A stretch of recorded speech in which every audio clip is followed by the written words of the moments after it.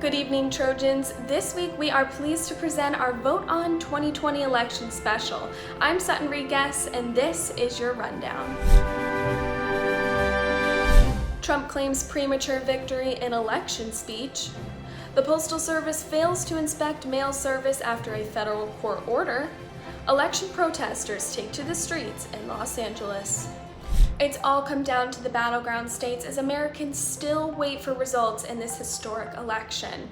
Millions of legally cast mail-in votes are still being counted in several key states that are too close to call. Early Wednesday morning, President Trump prematurely claimed victory while making what most observers say is a baseless allegation of election fraud. He vowed to take his fight to the Supreme Court and called to halt all vote counting. At the time of the president's comments, Joe Biden held a 220 to 213 lead in the Electoral College, with many swing state decisions, such as Pennsylvania, Michigan, and Arizona, yet to be determined. Biden, in a late-night speech, urged patience as each vote is counted. Millions of these uncounted votes come from absentee and mail-in ballots, which saw a surge due to the COVID-19 pandemic. They continue to be counted in the battleground states, which will likely determine the winner of the election.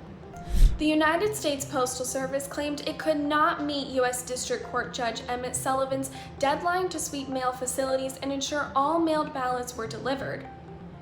Judge Sullivan issued his order Tuesday afternoon after the United States Postal Service reported that around 300,000 ballots that had been received were not scanned for delivery.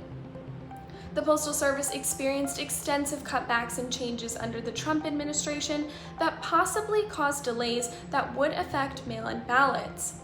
Those problems were compounded by the record number of Americans who voted by mail this year due to concerns about crowded polling stations during the pandemic. Voting rights advocates worry that without verification of their delivery, valid ballots are sitting uncounted at postal facilities across the country. Postmaster General Louis DeJoy said that the order would have interrupted the election day process and was not feasible given the number of inspectors at each facility. Judge Sullivan continues to seek answers from the Postal Service. 54 people were arrested on election night near the Staples Center on suspicion of failure to disperse, and 30 others were cited after the LAPD declared the gatherings unlawful.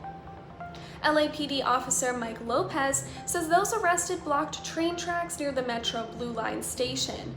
The LAPD also reported minor vandalism at businesses on 7th and Figueroa streets. The incidents occurred after the LAPD declared a citywide tactical alert Tuesday afternoon. Protest groups are already calling for more activists to take to the street while the presidential election remains undecided.